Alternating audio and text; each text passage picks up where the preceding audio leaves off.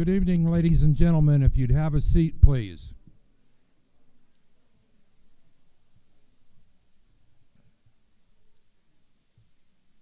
Welcome to Starke County 2024's primary Meet the Candidates Night. This is brought to you by WKVI, the Leader, and the Starke County Chamber of Commerce. I want to remind everybody that this is not a debate.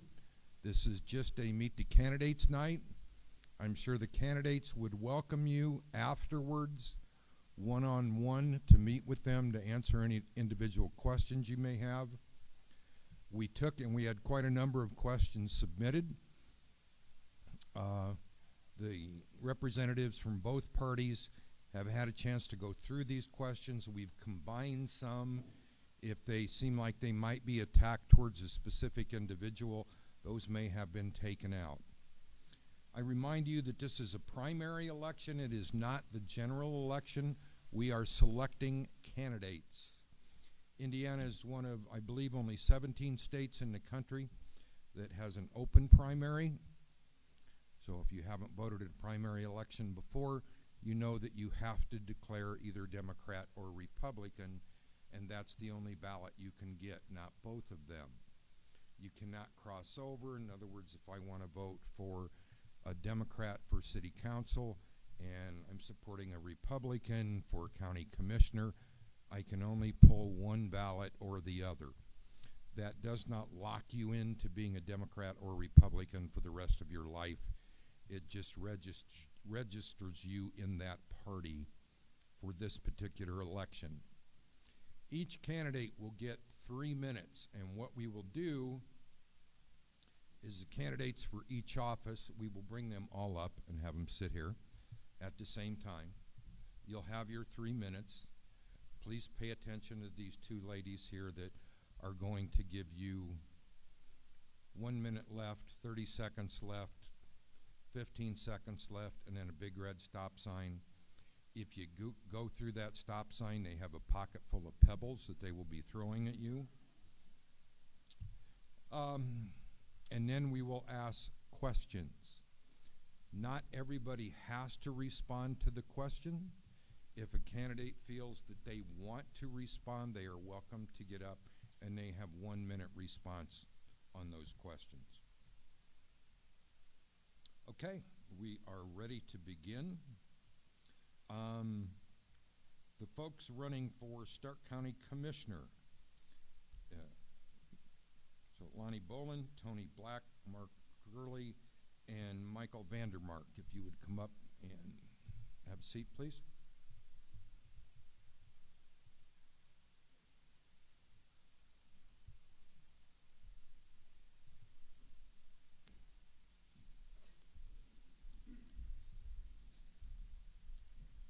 And I have an announcement to read because Lonnie Bolin could not be here, so he asked me to read this. Good evening, my name is Lonnie Bolin.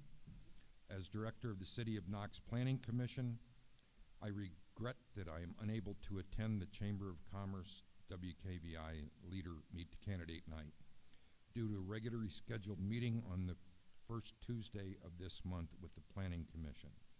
It's my responsibility to the people of the City of Knox to attend all meetings I can, despite my personal agenda.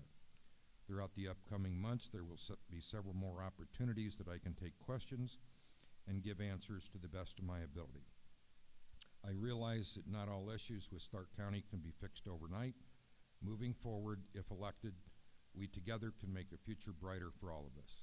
Sincerely, Commissioner Hopeful, Lonnie Bolin.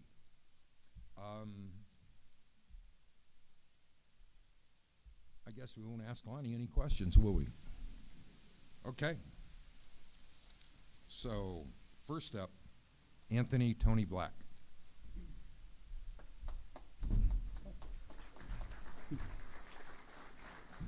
Thank you, everybody. Can you hear me okay? Good evening, everyone. For those that don't know me, my name is Anthony Black. Most of you know me as Tony.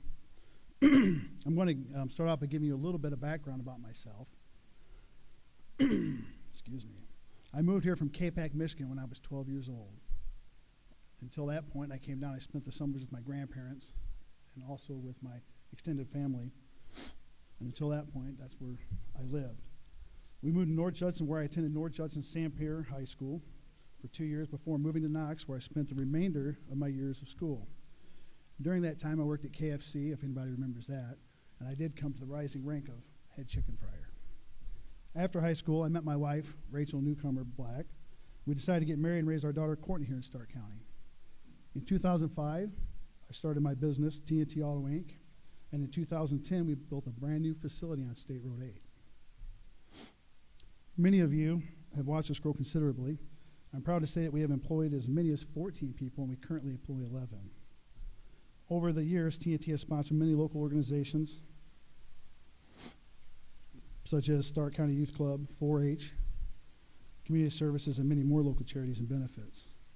Being a small business owner, I'm very big on supporting local business and the community in general, such as all of my signs, shirts, and materials all came from local vendors, which I would like to go ahead and thank Shelley from Simon's Speed Shop, also Nan from Oates Signs and Graphics for supplying what they did for me at this time. Our community truly is only as strong as the people who support it. You know, when we go out of town, or like, I don't know where everybody bought their stuff, you go online, that's easy to do. But honestly, Starke County, I don't think is growing. I think it's dying to be, not dying, but it's not like it once was. You know, I spent 4 years on Washington Township Advisory Board. I had the pleasure to work with Kathy Banco. 1 minute, wow. So we're gonna move on to that. I can't believe that's taken that long. My time on council has been very eye-opening to what's happening throughout our local government. I've been involved in many projects and helped improve our local needs. If chosen as commissioner, I could do a lot more for our county. My business will allow me to spend the time needed to be more involved and properly serve the county. I feel that the role of commissioner is something that cannot be taken lightly. If chosen, I plan to set hours to ensure that people can get a hold of me and address their concerns. Oh boy. I would also like to be in touch with department heads weekly about any of the issues they may have. I plan to drive the roads to just look at anything that the county needs. We are lacking a lot of things, and I intend to change that. So I'm going to go cut down. If elected commissioner, I will dedicate my time, energy, efforts to make Starke County a better place. Thank you. Right at it.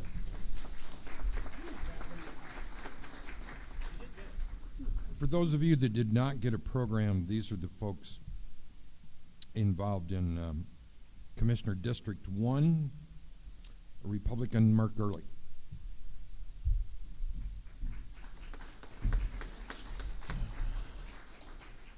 Good evening, everyone.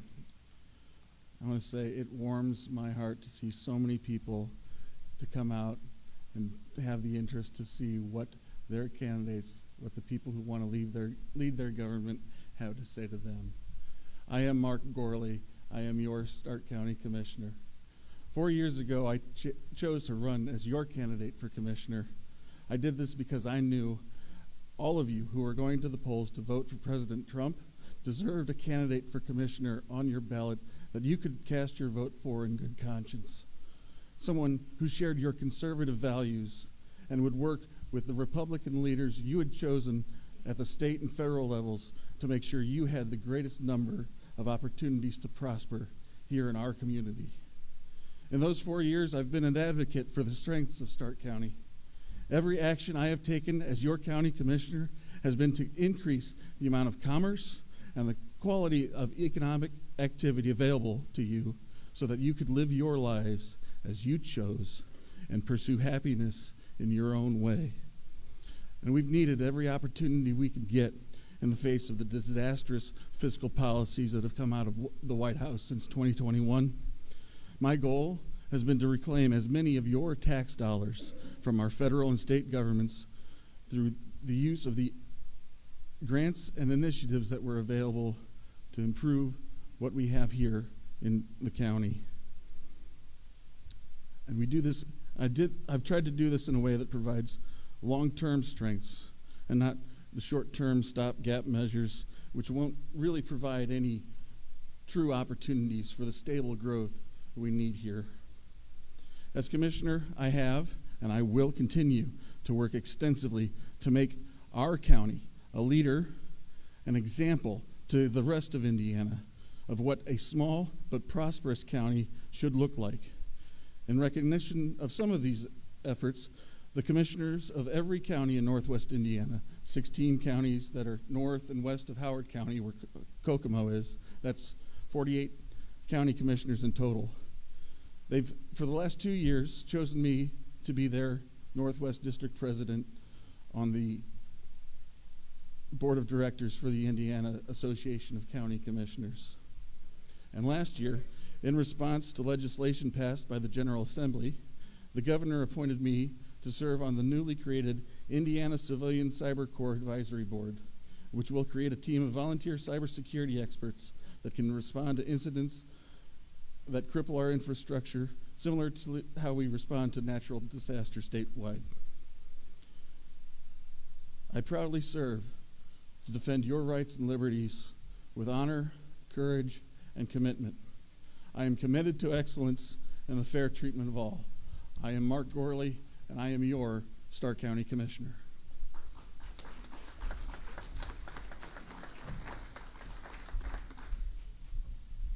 And I've got to pay attention to your timing because I've got to quit chewing my cookie with 30 seconds to go. Michael Vandermark.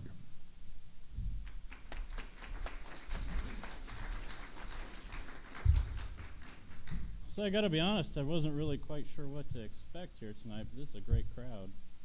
A little bit about me. I grew up in Baroque, Indiana, which is a couple miles east of Starke County. Went to Culver Schools, don't hold that against me. Graduated with a conservation law degree in 2006.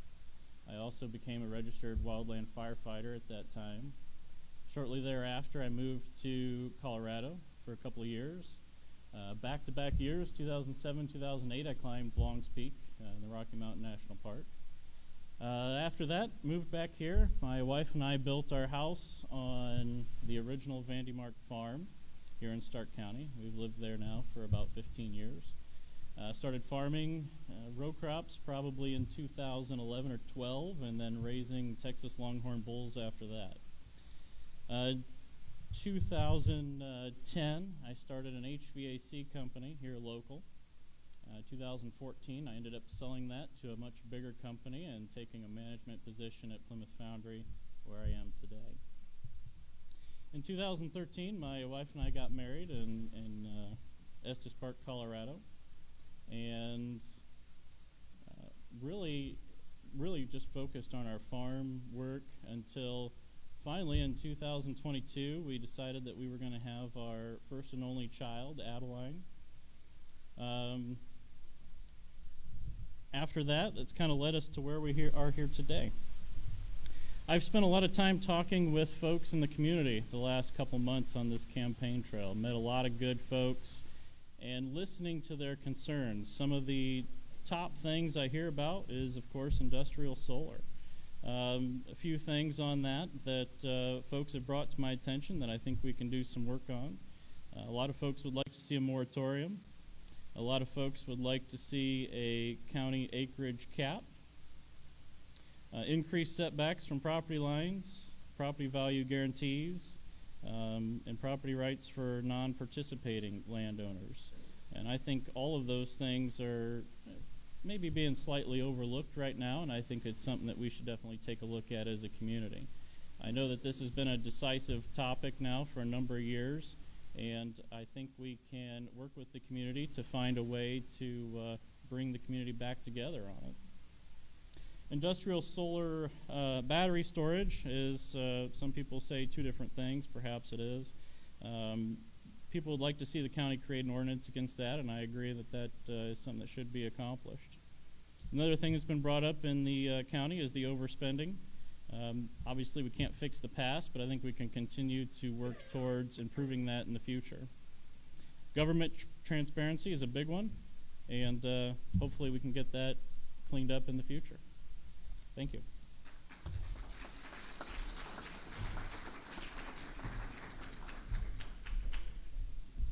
So we can direct questions at all the candidates for commissioner. I'll have Republican Charles Chesnick and Republican Debbie Wappel come up, District 3 candidates.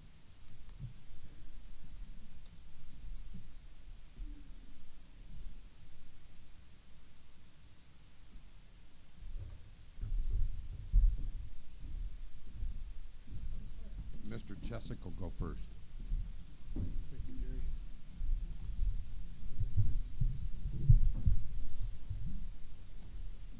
Good evening, everyone. I am Charles Chesick. I am the current Starke County Commissioner of District 3. I am running for re-election. I am a lifelong resident of our county. I have been married to my lovely wife, Maggie, for 9 years. We have 3 beautiful children. I am also a 4th generation Starke County farmer. Our children will be the 5th generation of Chesicks to farm our ground. My wife and children are a very big asset to our farm.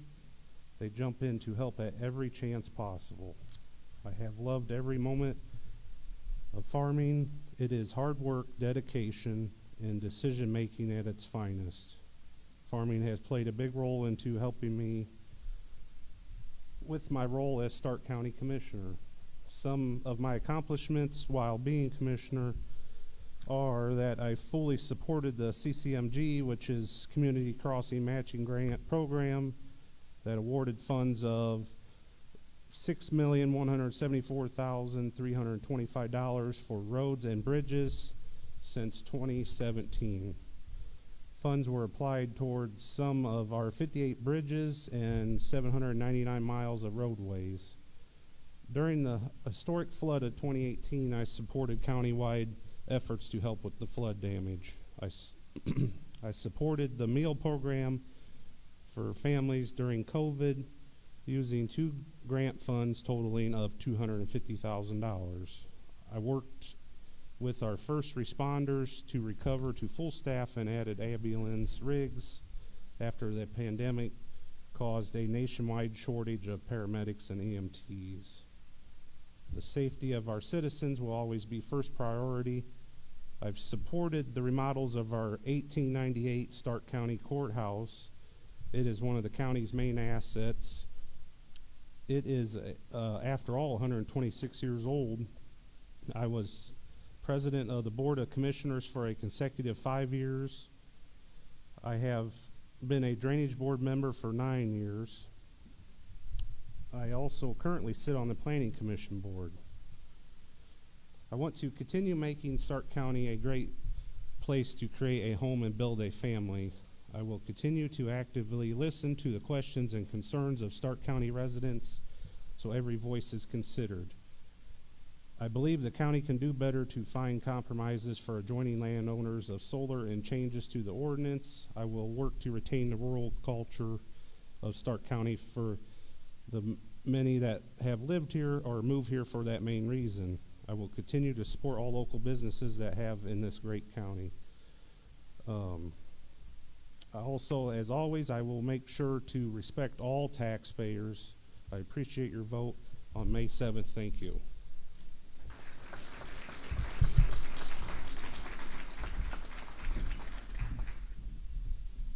Debbie Wapple. Good evening. I'm going to try to talk very loudly. I know it's hard to hear here.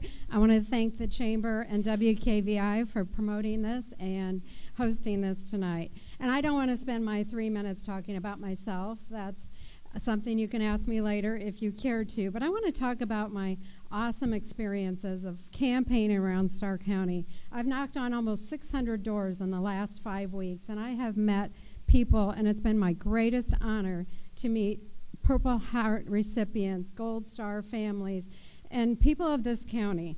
And so I asked questions, and at first, yes, I went out for them to get to know me and let them know I'm running for commissioner. But it soon occurred to me, I'd rather get to know them. They're so interesting. And so, to my surprise, I heard things I didn't expect to hear. What I asked them is, what are your concerns about Starke County? What would you expect out of a new commissioner? And they were pretty silent. It was very obvious that they want life without over-government reach. They're happy where they're at. They're content with keeping their properties as they see fit and letting their neighbors live as they see fit in their own lifestyles. So one thing became very clear of a need in Starke County and something people are concerned about, and it is safety of their private property. I saw many security systems, lots of guard dogs. I didn't know I could run, but I can. Lots of cameras, lots of warning signs. It made it very clear that private property protection is on the top of their minds. Now, some did mention that they want law enforcement to aggressively seek and prosecute aggressively drug dealers, thieves, and child predators. Now, there were a few issues brought up. I'm telling you, very few issues brought up.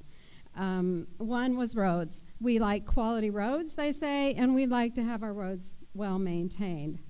There were a handful of solar discussions, both pro and con, but it didn't dominate my visits. Overall theme is we want independence from government. Don't call us, we'll call you. And I don't think they have any desire to sit in boring meetings 2 to 3 to 4 times a month. So another thing that came up, they wanted to know what is the exact role of commissioners and council members? And I'm just going to be very general. We are to take care of the health, the safety, and the welfare of our county residents. And that's my platform, and everybody could see it on my cards. I want to support strong police protection, strong emergency medical services, good roads for our safety, honor our veterans, and take care of the elderly. And we work together with the council to help make that happen in Starke County. Thank you.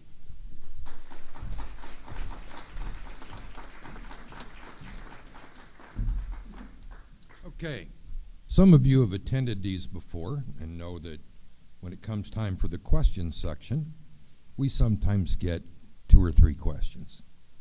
Maybe not tonight. We have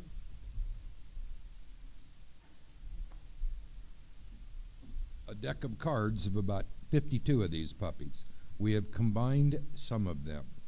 Again, I remind you of the format. I'll ask the question. Any of you that care to respond, please step up here.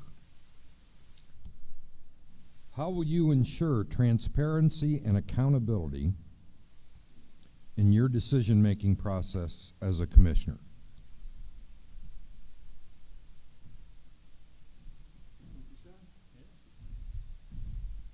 So that's one of the big things that's come up as I've been around the county talking with hundreds of folks. As Debbie said, it's amazing how many people will talk. But people are disappointed. They feel like the government right now is proceeding with things without the public knowledge. I did talk to a couple web designers. They think that we could potentially use the website we currently have to kind of get started. I know that other counties are using things like Facebook. So there's some avenues out there, and I think we can definitely continue to work on that.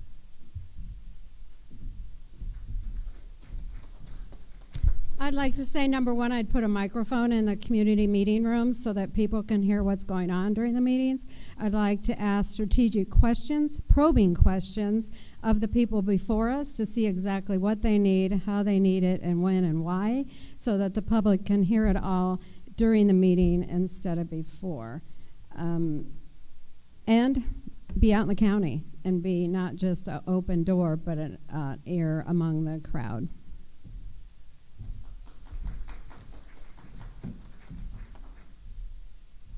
I think we do a pretty excellent job so far already with adhering to our requirements given to us in the open door law.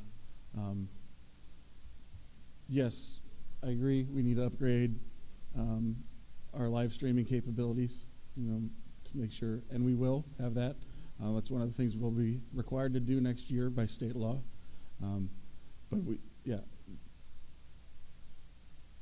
It is my duty to be as open and transparent to all of you when it comes to the decision-making process that has faced the Board of Commissioners, and I am committed to that.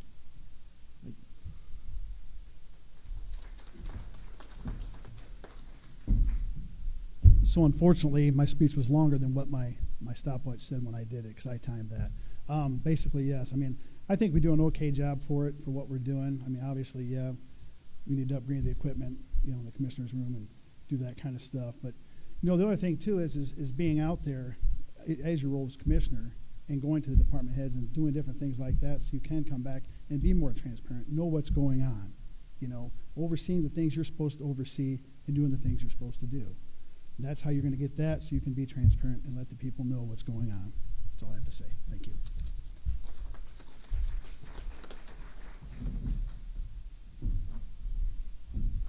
I've had this discussion with a few folks out while we're on the campaign, and I think the biggest thing is documents and stuff that can be seen easier, so they know what's coming to us in meetings and what's gone through meetings. I think if there was a way we need to look at posting some of that on the county page, stuff that could come to the commissioners' meetings. That's one thing I've been really considering what we need to do with that. Thank you.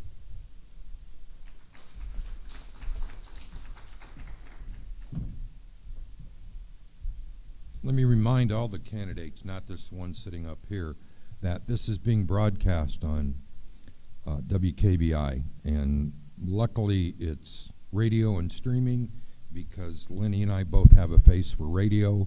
But when you guys come up here, they have no idea whose voice that was. So when you come up to answer a question, I know it's going to be repetitive, but please state your name and then answer the question. Okay. What do you think most residents want from their officials?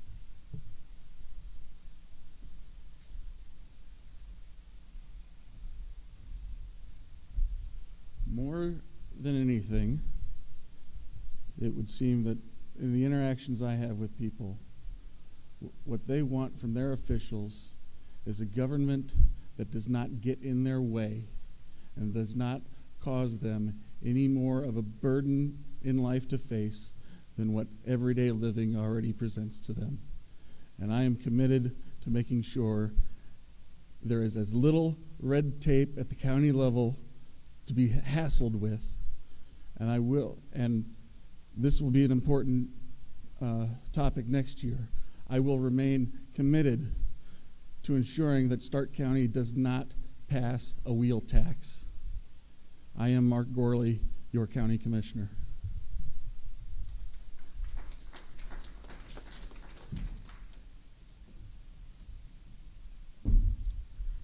I'm Anthony Black, Starke County Council. One thing when I talk to people about, you know, the same thing with that, what they want, is you're right, they don't want all the government overreach. They don't want that.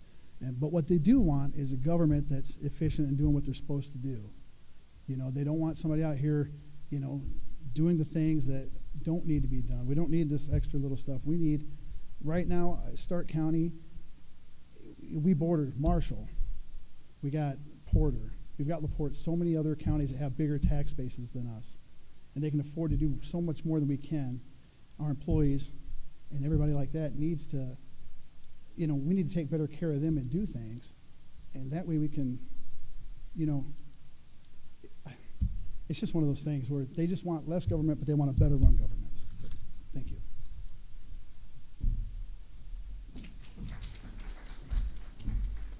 I just want to repeat what I said earlier on visiting 600 homes. I did not visit people I knew. I didn't visit those within my own circle or my own echo chamber. I went out to the other opposite end of the county where I didn't know people. I barely knew anybody. And I'm telling you, the responses were, we want fairness when we need you, but we don't want you when we don't need you, government.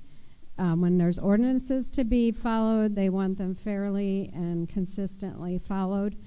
I hear some, we need an ordinance on this, and turn right around and say, I don't want an ordinance on my property. So we need to look at the whole circle of evidence, of facts, and make the best decision that we can based on the best information that we can focus on gathering and using to make our decisions for the people. Like I said, they want to trust us to take care of county business.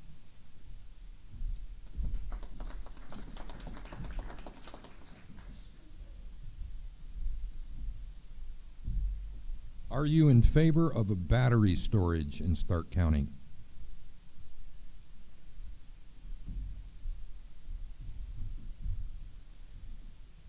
hear these debates all the time that property owners have the rights to do what they want, and I absolutely agree with that. And my comment to that is any industrial company that comes in has to fight through regulations. The battle is not between the local government and the landowners. The battle needs to be between the government, the local government, and the battery storage companies. We need to make sure that they're regulated to protect both participating and non-participating landowners, make sure that the environment's protected, and we're doing everything that we can as a county to ensure in 30 years we haven't created a disaster. So I am not in favor of industrial battery storage in Starke County.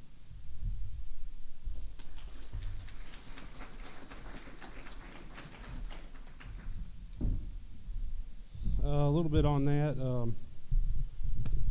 As of right now, I stand where I'm not in favor of battery storage at all. There's a lot of issues with that, and obviously we would need an ordinance to regulate that company industry when it would come, if it did approach the county. But right now I feel we don't need that kind of issue in this county. There's too many variables with that. Thank you.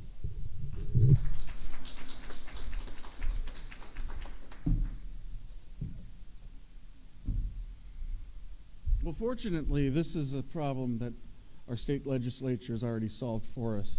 We have the regulations in place at the state level to make sure that these are managed properly if they ever come. As it is right now, they're not coming to Starke County.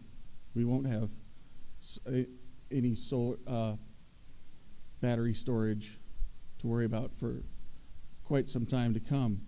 And if it should come, we will have the procedures in place to make sure what's done is done safely and can be addressed properly, managed in such a way that it doesn't create any further hazard to our community than what's been done by some adversely or things that have had an adverse environmental impact here in the past. But I look forward to working with our state legislators should we need to enhance things.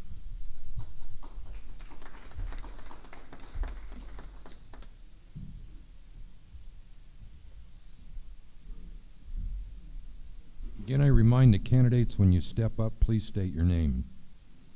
Do you support ordinance change that protects innocent non-solar residents from having to see solar within sight of their property?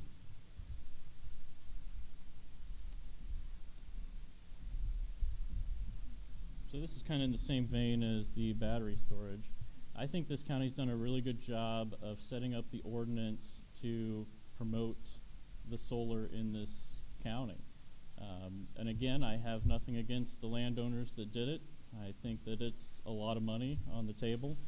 But I do think non-participating rights have been somewhat overlooked in this county. I've been to a number of meetings, and it does seem like the agenda is set. But I think this is an ordinance that's probably going to continue to evolve for 10 years from now. And it may be something that every year it has to be reevaluated due to changes and changes with the state. So yes, I think that's work to be done.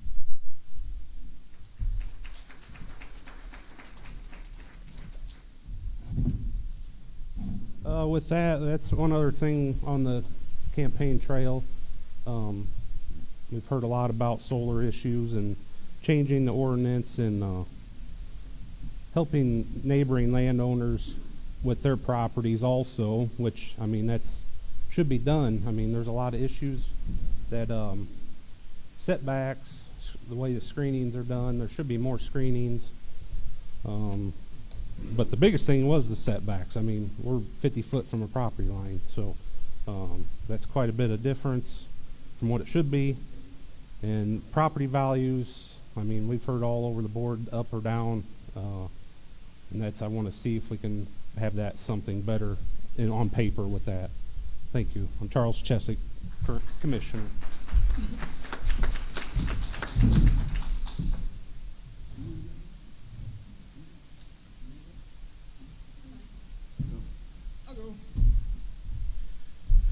Again, I'm Mark Gorley, York County Commissioner.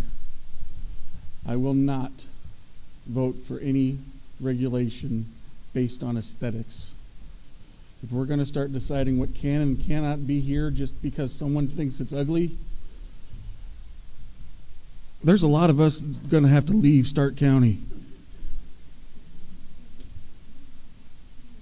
This is, well, okay. But this is not how you sanely regulate commerce. This is not how you administer a government that respects the rights of the people. This is how you turn an entire county into a homeowners association, where a committee, a select group of usually self-appointed individuals, decides what you can and cannot do. And I will not stand for that in my home here in Starke County.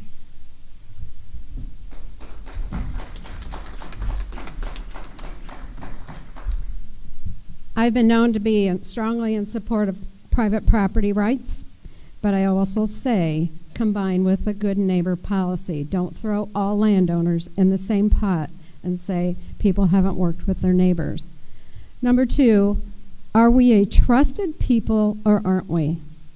I sat in a county meeting recently that many council members said, I don't like voting to approve paying for this, but we have our word to keep. And I sat in a meeting where, yep, sorry, problems happened. You shouldn't have bought blacktop from the county, but that's okay. We forgive you. So now we're saying we're going to pull the rug out from companies that worked under our existing ordinances that trusted us. We're going to pull the rug out from landowners who worked diligently under existing ordinances, signed by people on the stage, brought into this county by people on the stage who now want to stop it. Can we trust each other or can't we?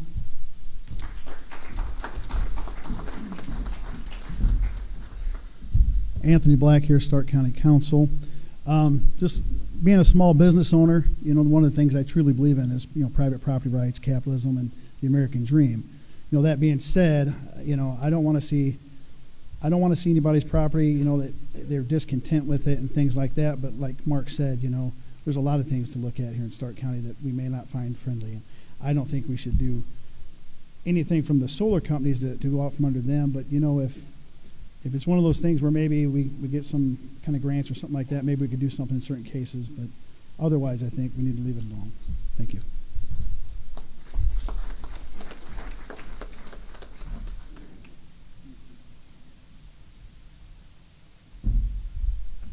Do you support a solar moratorium?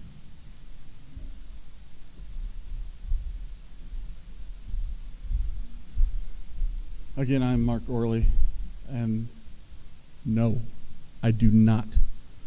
I think it would be unfair should the opportunity arise for another player to come into the market to sell them, no, we're full. We've had enough. I think the market will decide how much solar we have in this county. I think that's why Charlie signed the ordinance he signed the way he signed it before I came into office. But no, a moratorium, a cap, is unfair to anyone who wants to participate in the market. I do not believe in installing artificial caps on what should be free and open market activity.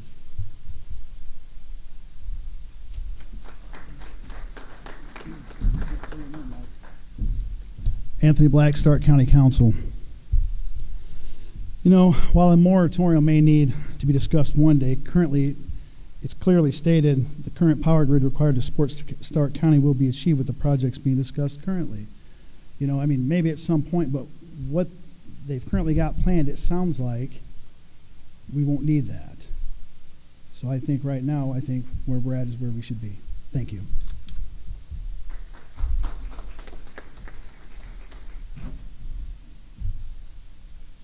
So So let's be clear, a moratorium doesn't mean that anything potentially is going to change for good or worse. A moratorium is just simply a pause. It's an amount of time to give some reflection on to what changes could need to be made for both participating and non-participating landowners in this situation. Perhaps there are some modifications because of new developments that need to be integrated into the ordinance, and that would be the time frame to get that done would be during the moratorium. Mike Van Dumart.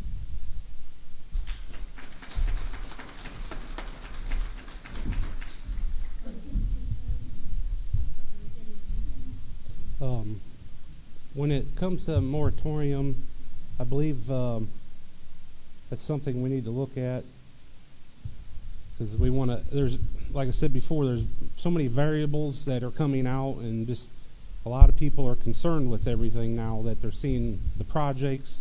Now necessarily that a moratorium wouldn't apply to what is already in the process. Now, if anything was to be permitted or beyond what's going on now, that moratorium could affect that. But yeah, there's several issues. I think we need to do it just to be safe. I mean, the whole community needs to understand what's going on. Charlie Chesick, County Commissioner. Thank you.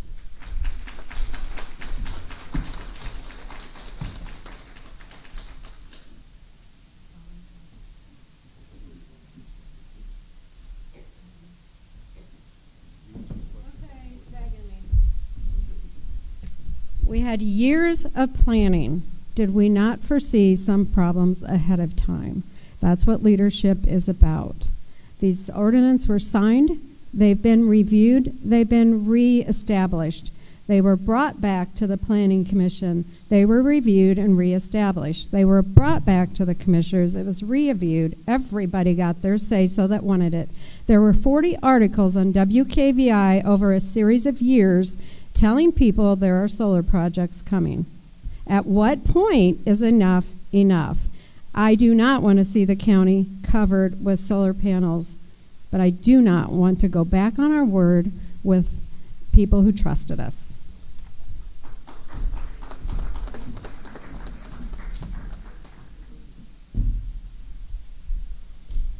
Starke County government collectively rested the cause of the recent highway debacle on management style.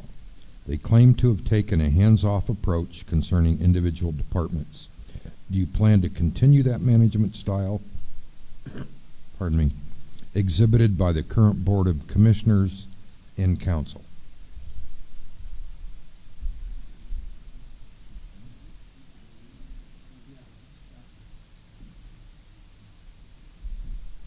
The question has to do with issues regarding the highway department, that according to this questionnaire, there was a hands-off approach to that with not only the highway department but other individual departments. Do you plan on continuing that management style, or more of a hands-on is my interpretation?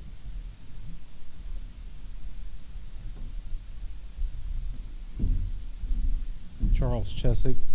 I think with that, as we always expected, the department heads are the ones that should be figuring out their budgets, doing what they were supposed to do, report to the commissioners as they are supposed to.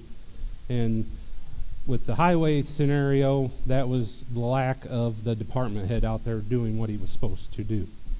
Now, when everybody says, well, shouldn't you have known about the budget? Well, you look at it, but then there was stuff not turned in to show that reflect in the budget. It's an issue, and I want to make sure we improve on what happened out there with every department. Thank you. First of all, we need to be very cautious on who we hire. We need to look deep and far and wide to hire the best people possible. And yes, we should try to trust the people we hire, but we need to trust but verify. As a principal, if my superintendent saw there was a problem of mine and I said I didn't know, oh boy, not good. I would not be respected for that. I look at the 10-80-10 principle. After you hire good people, you 10% get them started, set the expectations for excellence, and watch what they're doing. Walk away for 80% of it, but be visible. Come back, check up, look at what's going on. And then the last 10%, you come out and you hold them accountable for doing what was expected of them. We have to be visible, and we have to be there and listen to our people. Listen to the people in the trenches. They were telling everybody what was going on far ahead of time.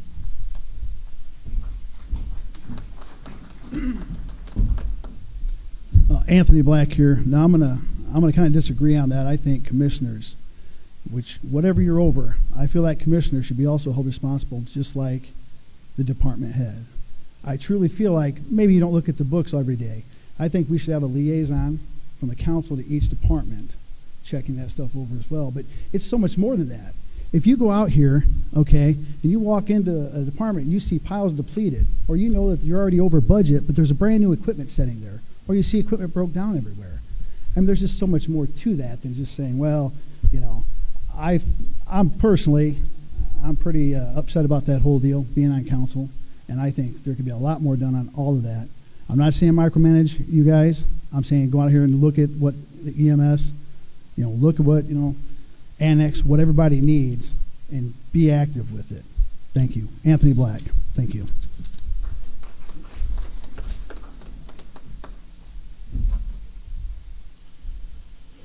When it comes to our elected department heads, yes, I do take a very hands-off approach. They were elected by you. They are as much accountable directly to you as they are to a county commissioner. As far as the appointed department heads, we do divvy up responsibilities amongst ourselves on the Board of Commissioners. And to avoid a situation that was highlighted in a film back in the 90s called Office Space, I'm not going to insist that all three bosses over one individual come around and give them a little reminder every time they mess up. With the departments that I've been designated the commissioner to contact over, I stay very involved, as can be, as I'm sure our EMS director can tell you. But the overruns, the unexpected expenditures happen, and we deal with them in a way that won't bankrupt the county.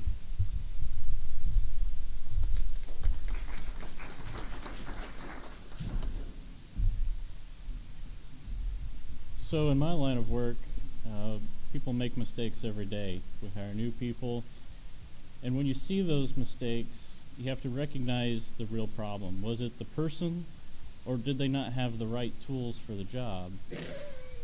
My opinion here is perhaps the county needs to look into creating the right tools so that this doesn't happen again in the future.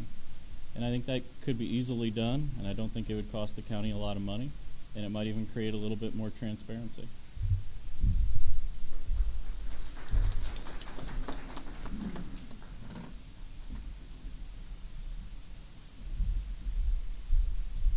Two left.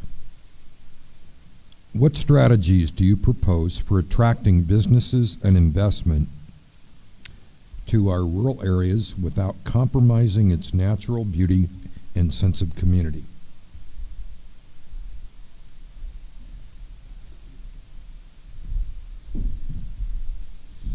I think with that, we have the lakes and the trails for bikes and stuff like that. For kayaks, there's launches being put in. I think with that, you know, there's going to be business or needed businesses for that type of stuff going on. And it's being a rural county, that's exactly what we would need to improve those areas. Thank you. Charlie Cheswick.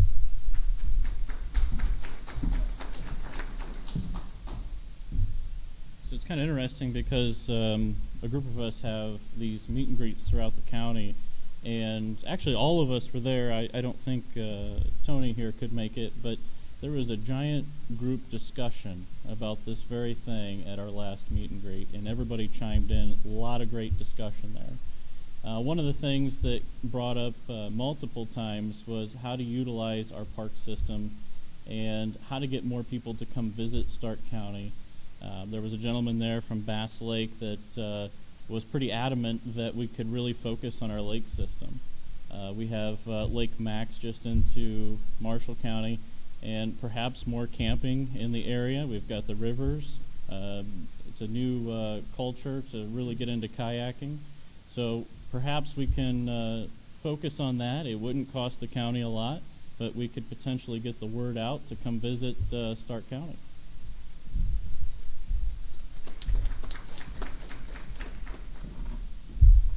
I think that's great. The recreation, using the lakes and the rivers that we have, the wildlife, the woods. But the question was bringing industry in and probably income. I think when you bring industry and small business, you hope to bring income. Well, in talking to some people, which one of my strategies is going to be to find trusted advisors who have a lot of knowledge. And it was brought to my attention recently that if we bring more industry away, we don't have the work. If we bring it in, we don't have the workforce. So it's going to take workers away from our existing industries who have invested and hired our people in Starke County for years. Also, we don't have enough consumers to support a lot of small businesses. Having lived in the county my entire life, shopped here, worked here in multiple places, I've seen well-meaning, wonderful small businesses close one after another because they just can't pay the expenses with the income they have. So we're going to have a big influx of extra income coming into our county, and I believe we need to strengthen what we have and our assets and our fire protection and police protection and health and wealth of our county with that money.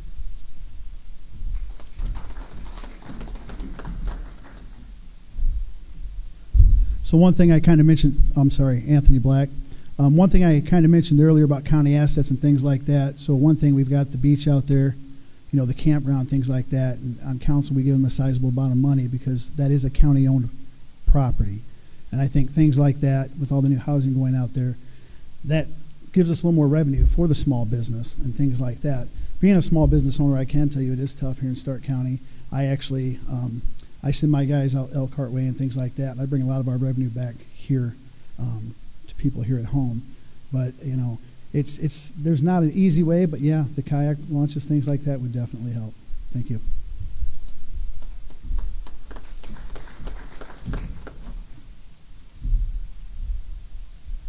We have a lot of wonderful resources here in Starke County that we need to leverage so that we are the most successful county in the state. The items that we can focus on, that I'm focused on, some of which have already started. The broadband build-out, getting fiber internet service to every home in the county is the first piece of this puzzle. What we need are people. We need to attract folks from inside, and we need to have more folks born right here. I look forward to working with our hospital board to ensure that not only do we keep our hospital services, but we grow them so that we can actually have babies born here in Starke County again on the scale that we used to. I want to see, over the course of the next decade or so, at least homes for 1,000 new families in the county so that we can grow and spread the burden across more individuals and not have to pay more individually for the services that are necessary from our government. People, more people, will be the driving force between more jobs, more businesses, and more prosperity here in Starke County. I am Mark Gorley. I am your county commissioner.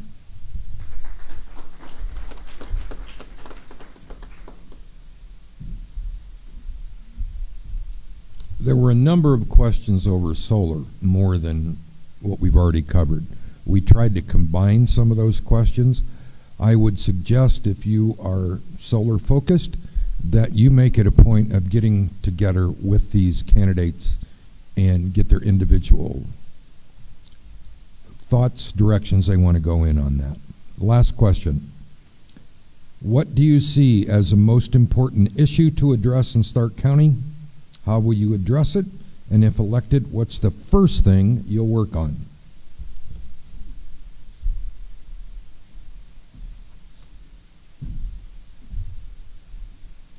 So my sign says working for all the people, and my goal is to hear from everybody, as I've done along the trail. There's people that disagree with me, but their opinions count too. And I think the big thing is have more meetings with all the folks in the community, just like we're having here today. Get feedback and try to find the right compromise to make Starke County successful, not only for today, but 10 years from now. So, thank you. Mike Vandemark.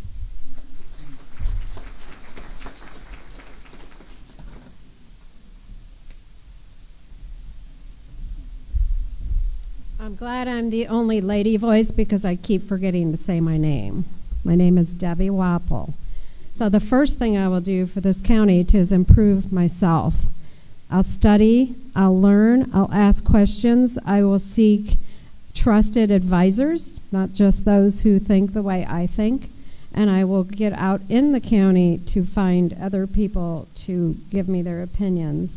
I will work on seeking all kinds of information, asking probing questions, and use strategic thinking to make decisions.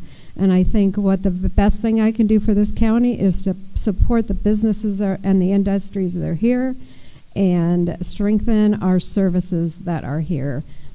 Thank you.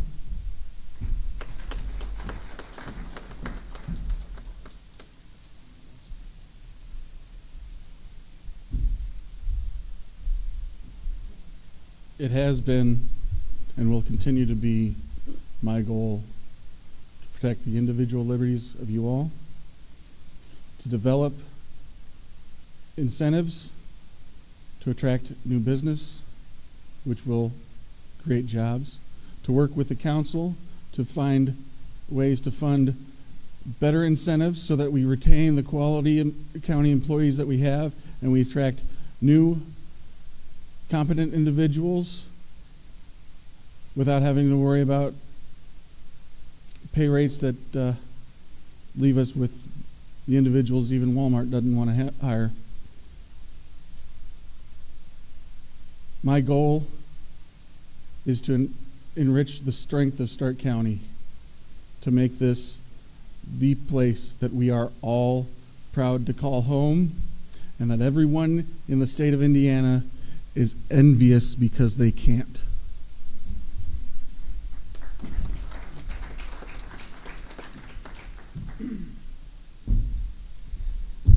Well, that's just a very tough question. I mean, to really come out with a real straight answer with all the things we got going here in Starke County. We've got problems with, just the workers and just, drugs. There's just so many things. But I think the one thing for me that I'd like to see is, with all the things going on, is building the trust back with the public on what's happening in Starke County. Doing the best we can to, bridge, any kind of animosities, because you see stuff on Facebook all the time and all the pages. And I just feel like we all need to work together, get everybody kind of back together and get everything straightened out. Again, with the things that's happened and all that stuff. So, Anthony Black, thank you so much.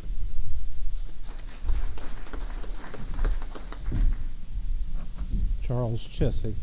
I guess one of the things, if reelected, first thing I would do is continue to make sure our employees are treated well.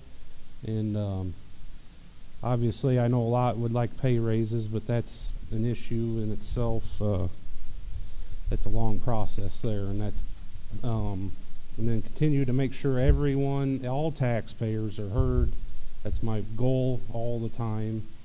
And I appreciate your vote on May 7th. Thank you.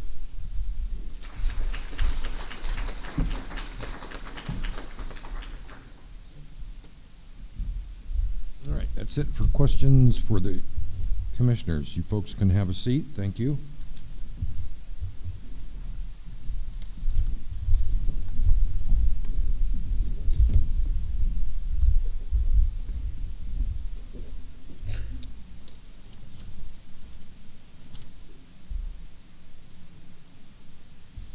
Okay. County Council at large seats. Mr. Snowden had a work thing and couldn't make it.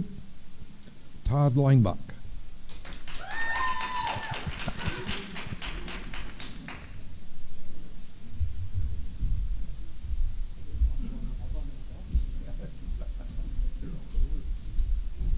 Hello, everyone. I'd like to thank WKVI and the Chamber of Commerce for this opportunity. As you will notice, I'm not prepared like the rest of the people. I have no notes. I have nothing. And this suit is mine, okay? Because most of you have never seen me like this before. I'm Todd Linebaugh, obviously. I'm a lifetime Starke County resident. I lived in Hamlet for 62 years. My father was a doctor from 1952 until his untimely death in 1981. He was very instrumental in starting the Starke County Ambulance Service. So I have a vested interest in this county. I've raised 3 children. 2 of them are here. I have 3 grandchildren. All of us went to Oregon Davis School and I still live in that school district. In my career, I've held a few elected positions. I was town board president of Hamlet. I was county surveyor, and I was also highway superintendent. And let me tell you, when I was highway superintendent, you couldn't overspend because there was no money. So that wasn't an issue. Since then, I've worked for engineering companies, so I have quite a bit of experience in road construction as well as budgets. And one thing was brought up about the county highway. I am the liaison from the county council to the county highway, which doesn't mean I do not oversee their operations, but I do talk to Rachel on a regular basis to make sure that she has a cash balance and she's not overspending, because we actually set a limit on how much she could spend before she came to us, or before she could. And the other issues that happen out there, in case these aren't addressed in the questions, I'm going to address them right now. A few of the things that happen out there were brought to my attention by whistleblowers. And I, in turn, brought it to the council's attention and also to the county attorney's attention. And those were resolved that way. And the overspending of the money, we appropriate the money. We do not oversee everything that they do. It's up to the department heads and the commissioners. So with that being said, in case that question isn't asked, I wanted to put my stand out on that. I was also elected vice president this year of the council. Nobody else wanted the job, so I got it. I've enjoyed serving. This will be completion of my first term, and I would like your support in the second term, and I'm going to quit with 15 seconds left. Thank you.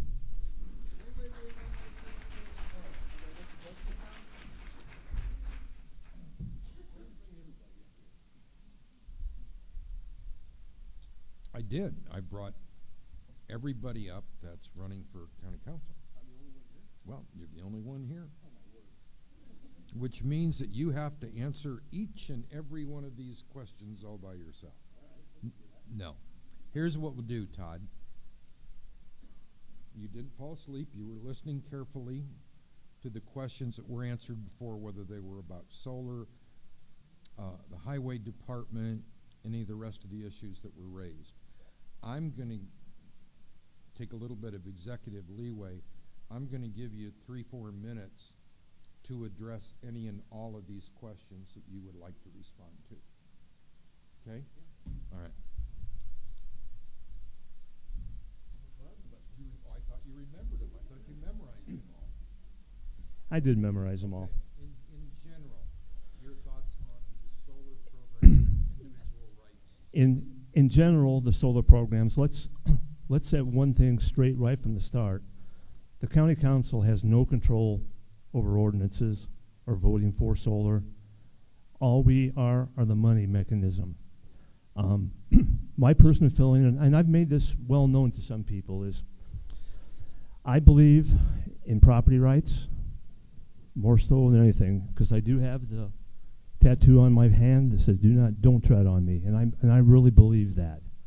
But The only thing that probably should have been done, I shouldn't say probably, that should have been done, there should have been more maybe community input into how the ordinance was written. But unfortunately, after the ordinance is written, that's it. And that's really out of the county's wheelhouse, the county council's wheelhouse. All we can do is spend the money in a good manner, and that is our plan. Some people would ask, the land is actually being taxed at a higher rate than it would be if it was just agricultural. So we could have probably went with the personal property tax and taxed everything, and that may have lowered the tax rates. It wouldn't have brought in any more revenue. Then we would have had to look at different avenues to get that. So, as what Mark said, I'm not in favor of a wheel tax because we would be the ones enacting that. No way. And actually, I've been thinking about this, and I think we need to consider lowering the county economic development income tax and placing that money in a lit tax, which will make it go for what it's supposed to go for instead of robbing Peter to pay Paul. It's still the same money, but make it go to where it should be designed to go to. The county council, even though I know a lot of the things that happen you may think were our fault, and that's fine, but we have tried so hard to make the budgets livable where everybody doesn't have to come back and ask for additional appropriations, with the exception of the highway. But that was completely out of our control, and it is under our control now, and I continue it to be that way. And some of you that have been in the meeting, you might notice that I'm the only one that votes no a lot of times, and I will continue to do that.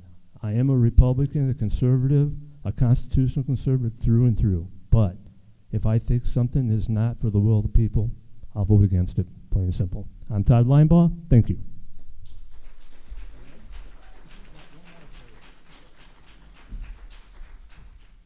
Most important issue to address in Starke County. How would you address it if reelected? And what's the first thing you'll work on if reelected? That's a tough one. Well, the most important issue is, I think, our jobs and the social justice and the advancement of the county. Not necessarily in the advancement for a solar or for industrial, but more of the advancement of the people that are here to stay here and something to bring people here. Like we supported the kayak launches, the council supported that. We supported the beach. We supported Coons Lake Beach. Those are very important. The first thing I would do if I was reelected would be to take a hard look about the economic development tax, lowering that and changing some of that to a lit tax. And I make a pledge that that is what will happen. And I make a pledge I will vote against a wheel tax.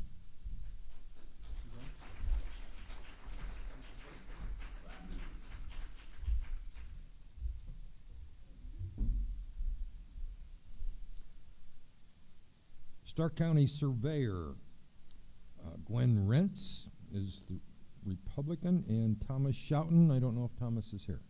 He is? Okay.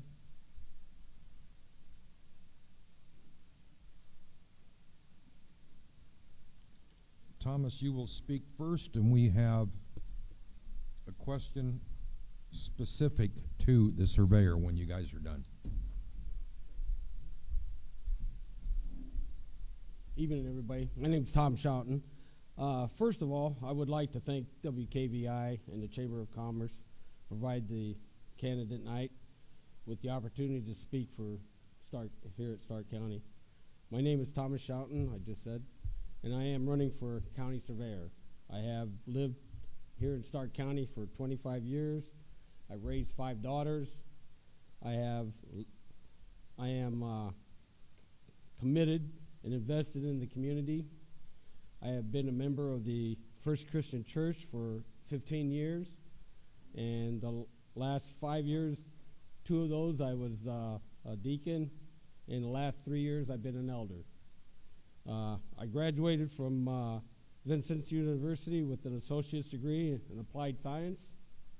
I've served in the military for 25 years, the United States Army, where I achieved the rank of Sergeant First Class. I served 4 years in active duty and then continued my service in the Indiana National Guard for 21 years. In my job capacity as a motor sergeant for the Guard, I gained valuable experience in working with government budgets. And on the federal side, it's a little bit different. During my time in the military, my unit was deployed many places, both abroad and at home.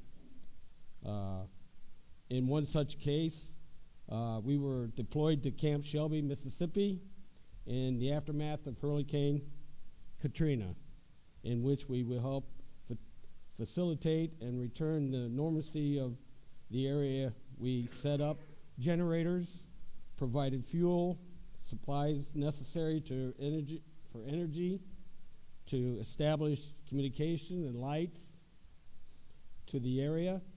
We also work to help with a cleanup process and distribute aid for the displaced.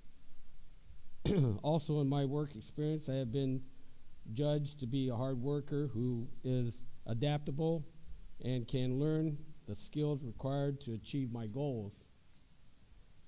Furthermore, I have served as a county surveyor for over a year now. I have taken my classes and increased my knowledge, skills required to do the job. In short, I got 30 seconds. Well, I didn't time this right either. So I've worked towards to be a better surveyor. I reach out to other surveyors in our surrounding counties to ask their advice on certain things that might need to be done and that I don't have no knowledge of. So I try to reach out to other people. I'm not scared of helping anybody or looking for help. Thank you. My name's Tom Schott.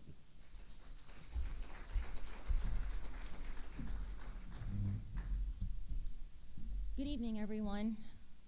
Thank you to everyone that's here tonight and at home listening. I appreciate everyone getting involved in the local election. So my name is Gwen Rentz, and I am a Republican candidate running for Starke County Surveyor. I've lived in Starke County for 27 years. I've been employed by Starke County government for 17 years.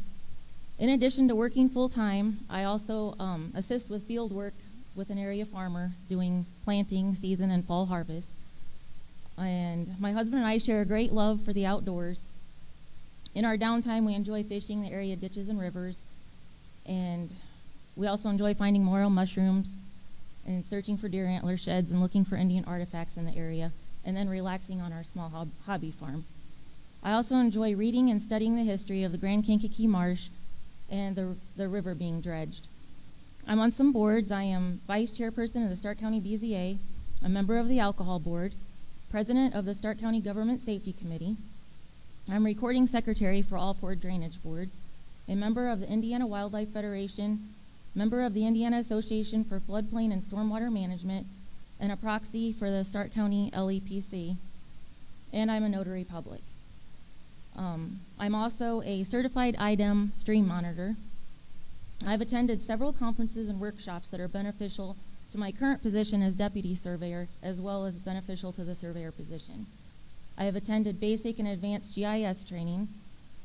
I have attended the AIC conference and surveyor workshops, the AIC legislative conference and LTAP drainage training, Purdue Road School, and recently Operation Stay Afloat, which was hosted by the DNR and Indiana Department of Homeland Security. Being that I've worked for Starke County government for 17 years, I am very knowledgeable about the policies and procedures of the county. I have a clear understanding of preparing and maintaining a strict budget. I am well versed on preparing payroll claims, bid proposals, preparing minutes, and board meeting agendas. I have great communication and work relationships with all departments, especially those that assist with the surveyor's office, such as the highway department, local emergency management office, drainage board members, and the contractors. I have a clear understanding of the importance of continuously monitoring and maintaining the county ditches for proper drainage. Starke County has over 640 miles of regulated ditches. My current position as deputy surveyor has allowed me the opportunity to firsthand see the roles and responsibility of the county surveyor. I have experience working with the previously elected surveyor as well as the current appointed surveyor. I would be honored for the opportunity to put my 17 years of county government work experience, along with my strong work ethic, common sense, and knowledge to serve my fellow citizens of Starke County. I would appreciate your vote. Thank you.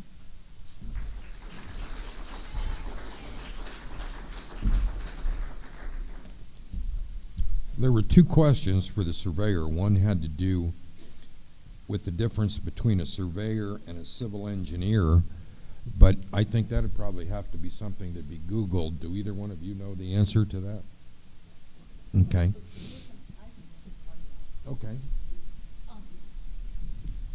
So it is a difference in college degree and I mean, it's completely opposite. We have land surveyors and then the civil engineers behind all the designing and following through, start to finish type of thing. So the surveyor is doing not the county surveyor, but a licensed land surveyor, because there's also a difference between that and the county surveyor. Not all county surveyors are licensed land surveyors. Matter of fact, there's very few in the state of Indiana. So civil engineer, of course, different college degree, start to finish, and the licensed land surveyor is doing boundaries and aerial surveys and that type of thing.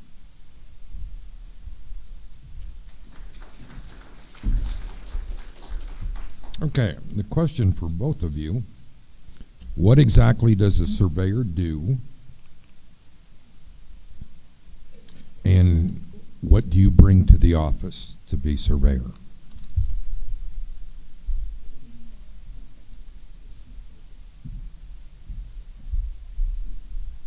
As a surveyor, we basically take care of any county regulated ditches that are funded through taxpayers.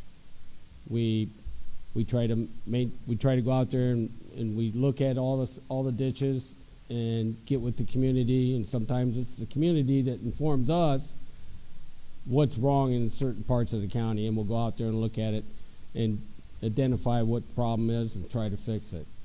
Most of the time we might have to pull out a beaver dam or trap beavers. Sometimes it's trees that are in the ditches. We have to hire a contractor to go out there and pull the trees out of the ditches. It's just different all the time. There's nothing, no day is the same. Some weeks are really, really busy and some weeks are kind of slow. But we try to do the best we can, and we try to spend the county money as best as we can. Thank you. Tom Schouten.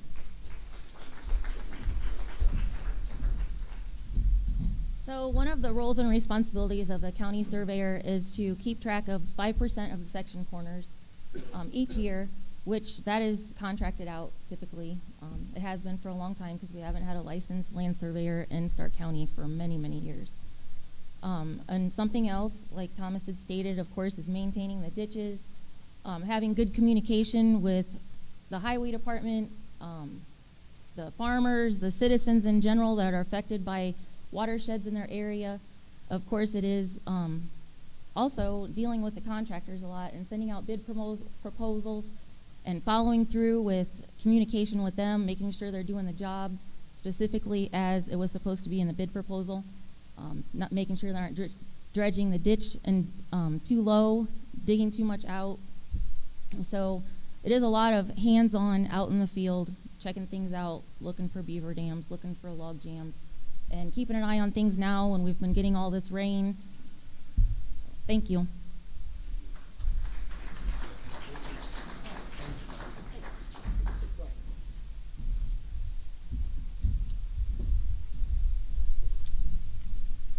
Starke County Treasurer, to Republican candidates Kelly Graham and Lorianne Mann Venkus.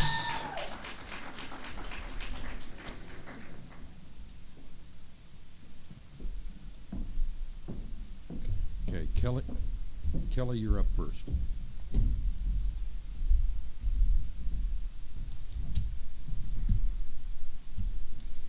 Good evening. First, thank you all for attending and listening. A big thank you to the Chamber, the leader, and the WKVI for hosting this event. My name is Kelly Graham, and I am running for Starke County Treasurer. I am a lifelong resident of Starke County. I reside with my fiance, Kevin Lineball. I have 2 sons, Coy and Jonathan, and a wonderful daughter-in-law, Morgan. In 1998, I graduated Knox High School. In 2020, I had a home built in Knox. In 2008, I graduated from Ancilla College with an associate degree of business, and in 2010, I graduated with an associate degree of science from Brown Mackey. I did this all while working full-time and raising my children. I worked 10 years for a local garage door company. With that, I have 10 years of business experience through managing and processing all daily office operations with a staff of at least 5 to 8 employees at all times. I have 12 years of experience in an operating room, and with that, I bring 12 years of fast-paced, detailed-oriented, accuracy-driven work experience. I have 20-plus years of customer service experience. I wanted to get back using my business degree in my hometown and helping the residents of Starke County. I was offered a part-time position at the Starke County Treasurer's Office, working on Fridays, and I accepted.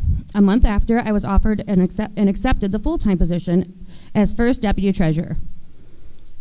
I worked through the spring and tax season. I worked alone a lot and I taught myself the ins and outs, the processes, and communication skills needed in the treasurer's office. I gave many extra hours during spring tax season to make sure payments and balancing in the office were complete and accurate. I attended an SRI conference in Carmel, Indiana. This is a conference to learn about tax sales procedures and how to use the software. I attended the annual Fall Treasurers Association conference in Bloomington, Indiana. I learned new laws and procedures for being treasurer and met treasurers from all over the state. I attended these conferences by myself as a representative for the Starke County Treasurer's Office. As the Starke County Treasurer, I will bring 10 years of hands-on business experience. I will bring 12 years of fast-paced, detailed-oriented, accuracy-driven work experience. I bring 20-plus years of customer service, detailed service. I will bring my drive to succeed to the best of my ability every day for the county residents. I will maintain financial government operations that reflect sound public policies, follow general, state, and national standards, and treasury management. I'll provide needed public services for county residents. I will provide better knowledge of information for the county residents in ways to pay your property taxes and easily manage them. I will use resources and software already in place to properly train the employees that are working in the treasurer's office. I will bring integrity, commitment, and liability. You need a county treasurer who has your best interest in mind, who will work for you and will continue education to do the job to the fullest of the county residents, who has experience in education. That's me, and I'm ready for a change. When you go to cast your vote on May 7th, ask for the Republican ballot and vote for Kelly Graham. Thank you all for coming tonight.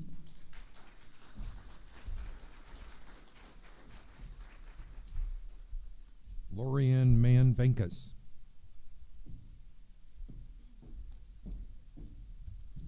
Good evening, everyone. I thank everybody for being here tonight and for the Chamber and WKVI for putting this on. I am your current treasurer, Lori Venkus. I first want to thank you for your support 4 years ago for getting me where I am today and for your support this current election. To tell you a little about myself, I'm the daughter of Art and Laura Manns. I was born and raised here in Knox, graduated from Knox High School in 1992. I was a foster mom here in Starke County for several years and fostered 22 foster children. I've homeschooled all of my 12 children for various times during their schooling, including during COVID. I had a home daycare for 21 years. During that time, I was able to attend Kaplan University and received my bachelor's in criminal justice. I also speak Spanish, which has been helpful in meeting the needs of our Spanish-speaking citizens in the county while paying their taxes and asking other questions. During my term so far as treasurer, I've worked diligently at the amount of delinquent taxes in the county. I have kept that delinquent property tax amount about half the level it was upon entering office. I've also worked with taxpayers to help make the spring and fall amounts due to their property taxes a little more manageable by spreading that amount out over several months, which has helped to eliminate some of the delinquent amounts and save taxpayers fees as well as helps them from risk of tax sale. Since my time in office, there have been several ways that I have cut some costs and saved the county and taxpayers money. I have worked with the county bank in cutting out the bank and service fees, including lockbox fees during tax collection time, saving the county about $3,000 a year. This billing cycle, I received the pre-postage bill for the mailing of the bills, and it was substantially higher from last year's. Even considering the postage rates have been raised twice since last tax season, I contacted the company and they looked into it, recalculated, and came back with an amount almost $4,000 less.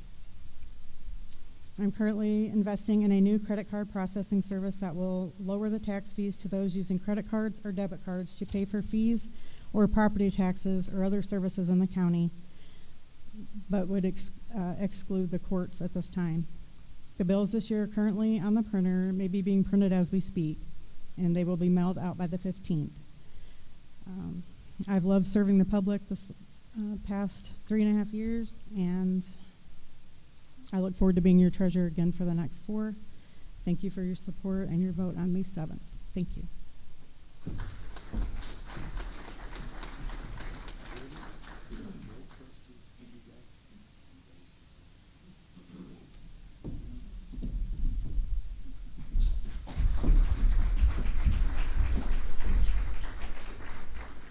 For our folks that go to Indianapolis and take care of state business, we have Spencer England, Jim Pressel, and Mike Bohacek. If you would please come up.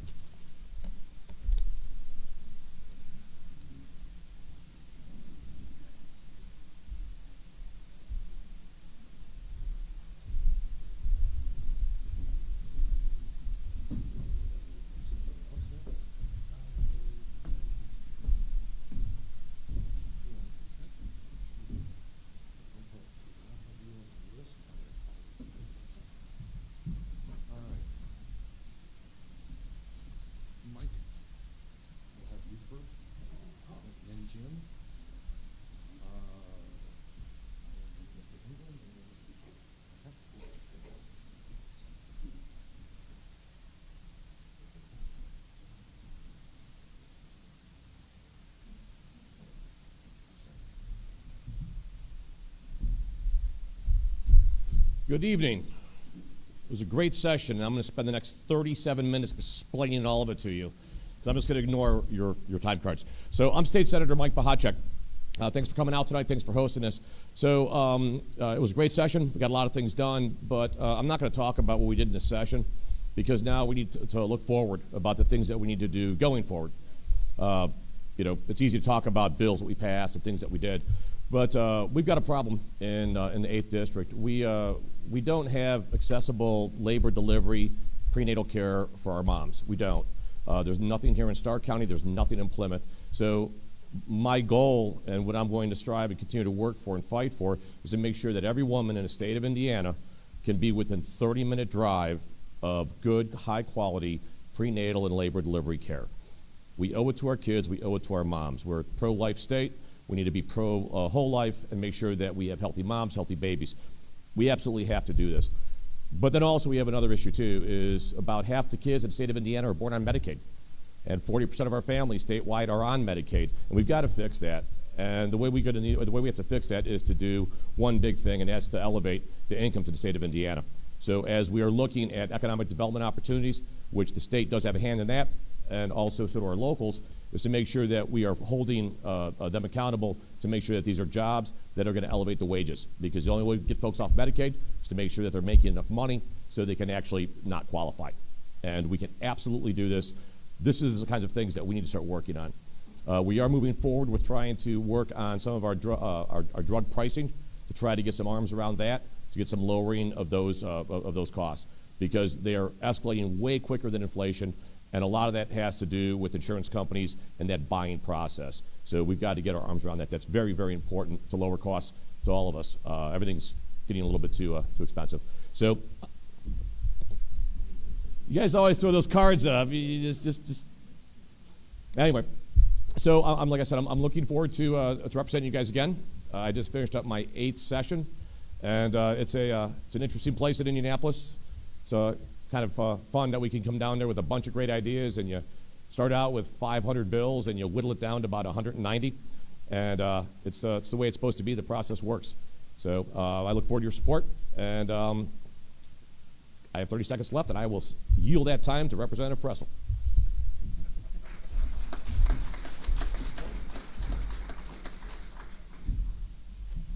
Good evening, everybody.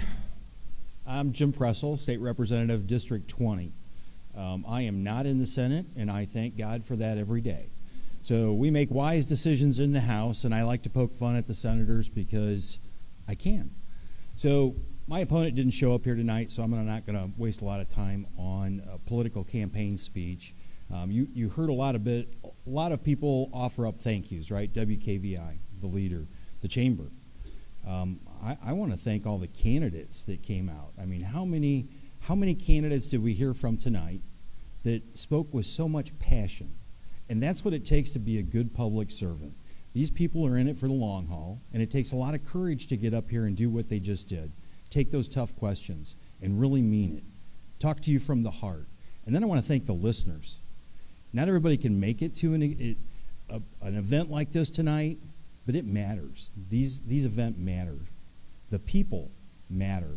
And I think you see a lot of that on the stage. You've seen a lot of it this evening. And I just want to thank you all for coming out and taking an active role in the democratic process. Thank you.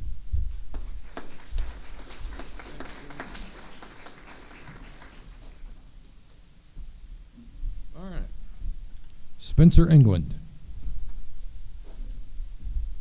Good evening, everyone. My name is Spencer England. I want to thank you all for having me tonight. I love seeing the people show up. I am the only America First MAGA candidate running for State Senate in District 8. My wife's here with me tonight. We have 5 girls. 2 of them are out of the house. One's in college. The other one goes to Culver, and the other 2 are homeschooled, which I am a big advocate of. My wife and I both retired from the military. I'm a member of the VFW, the NRA, and I also teach class at the local co-op group, which my kids are involved with homeschool. I hear people speaking tonight. I want to say thank you to all those candidates that came out. It's amazing. We see a good turnout. And that's why I decided to run. People are frustrated. People are irritated. And needless I say, as a Christian guy, I have to say people are pissed. They look around us and they see what happened in the last 4 years. And one thing I ask people when I'm out there, are you as good as you were 4 or 5 years ago? And the answer is automatically no. So it is my job. Well, let me just say this. I've heard it said that it's a senator's job to go downstate and make sure more of your money comes back here. I completely disagree. It's my job to make sure you keep more of your money. It's my job to make sure that tax spending's less, that your property taxes stay less, even at my level, because President Trump has made great decisions that impacted you, and it's my job to support him even at the state and local level. My number one issue, obviously, is the economy. We make smarter decisions. I'm not going to talk about the solar issue. I think there's issues or things we can do to address that at the state level. And also school choice. Never again do I want to see kids masked in school. Never again do I want to see parents looked at as second-rate citizens because you go to school board meetings and they want to kick you out because you ask too many questions. And immigration, guess what? It's affecting everybody, even at our level, in our local communities and our state level. Also, as being a veteran and dealing with the local care community in St. Joe County, I've seen a lot of issues. I also I'm actually going to be put into a position with the local DAV as a trustee, and I've been working with those guys. That care needs to improve, and that's one of the places I really want to be involved on the board level. And another place I am very strong advocate of is wetland protection. We had thousands of acres, and we're down to about 3% of what we had. And my question is, how much more before it's all gone? Thank you. Appreciate it.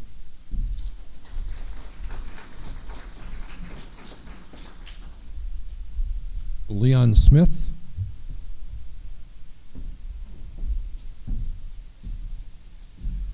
Hi, my name's Leon Smith. I'm a communications engineer and a Haskell programmer and consultant. I have lived most of my life in Indiana, and I want to thank the state of Indiana for providing me with a first-rate public education and the chance to learn from excellent math teachers such as George Irvin from Triton High School and Dr. Julian Geveritz from the Indiana Academy, my alma mater that I graduated from in 1998, and John Michael Dunn, the first the first dean of the Luddy School of Informatics. I have learned valuable lessons from each of these individuals, and it is time for us to restore respect for teachers. It is time for us to pay teachers a fair wage that doesn't immiserate them. It is, if we want to increase the income of Indiana, we are going to need a good education, and I can tell you how to create a great math education curriculum for Hoosier students. I am running to apologize for the Indiana Pie Bill by by teaching children about the Sternbroco tree and how you can use it to round 3.14 to 22/7. I want to teach children how to program computers and get them started with that. I am running to make America honest again. We need to crack down on white collar and corporate crime here in Indiana. And we need health care for all. The situation in Indiana is quite honestly ridiculous. And so that's a bit about me and what I find important. And I would ask for your vote this primary and again in November. Thank you.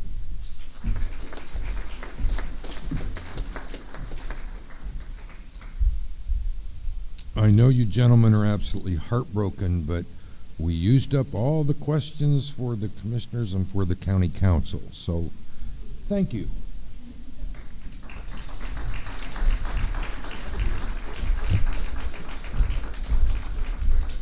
Is Lori Camp here?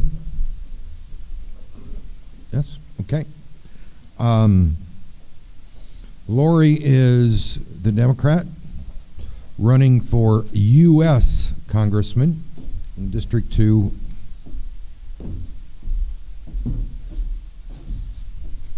Hi, I'm Lori Camp, and I am running to represent Indiana's 2nd District in Washington, D.C. Yeah, I know, you hear my voice shaking. That's because 2 months ago, I didn't expect to be here. 2 months ago, I looked, and there was no one running as a Democrat in the 2nd District. And one of the most important things that I have tried to teach my daughter, my husband and I, is that voting is important. And as important is that people have a choice when they vote, right? You have candidates up here primarying each other. So I said, if not me, who? And when I started to look at the candidates that typically run for Congress, there was nobody like me. I'm a working class girl. When I talked to somebody about how I signed up, they said, can you run this paperwork down to Indianapolis on Friday? And I said, no, I work. I work 8 to 5. I have a kid in college. I'm paying for that. I put myself through school. I am the first college graduate in my family. I did that while I worked at Martin's Supermarket. I'm from the south side of South Bend, and I worked at Martin's from the time I was 16 until actually after I graduated from college, because my degree is in criminal justice like someone else's, and I was working in criminal justice, and I still needed to work a second job to make enough money to live. So then I decided that criminal justice wasn't going to cut it, and I had to look for a better job. And on the day I filed, it was my 26th year with a software company that I started at in 1998. In that time, I have volunteered with my daughter at her schools. She went to public school, graduated from a public high school. Is currently was like, I don't know, 10th in her class or something. Is currently attending a college. She's a D1 diver. I ended up somehow coaching high school diving, and have had 4 girls go to the state competition, so I know how, if someone sets a goal, to get it done, and that is what I intend to do when I get to Congress. I'm going to instill real people values, right? Because we're not represented right now. My opponent didn't even bother to show up to talk to you people, and I came because I want to see people like me in Congress, and the only way we get that is if people like me or like you can run. I don't have any big backers, no super PACs, Every donation I get is from a person like you, from $5 to more. My kind of spiel is, if you'd see me out for coffee and buy me a coffee, send me $5. If you're going to see me out at a bar, buy me a drink, I'm going to go for the frilly one, so send me 15. But I just want to say, I am a regular person like you, and I would appreciate your vote. I'm not primaried, so in the real election in November. Thank you.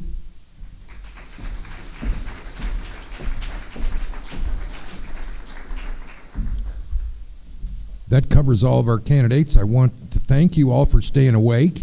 I want to thank you all for being well behaved. I want to thank WKVI and the leader and the chamber for putting this together, especially the chamber directly, Shannon Huckman.